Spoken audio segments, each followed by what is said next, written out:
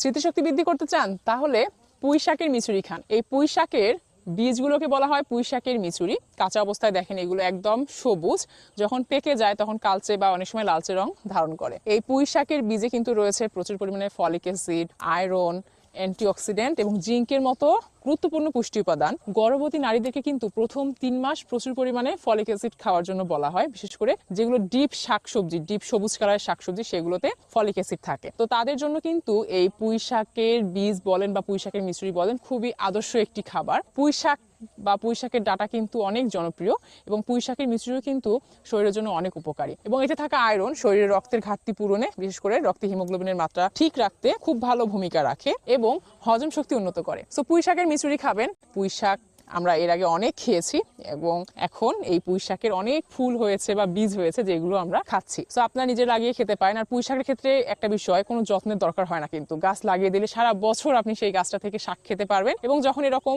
ফুল বা বীজ হবে সেগুলো খেতে পারবেন। তো সবাই ভালো থাকবেন আর নিজে লাগিয়ে খাবেন।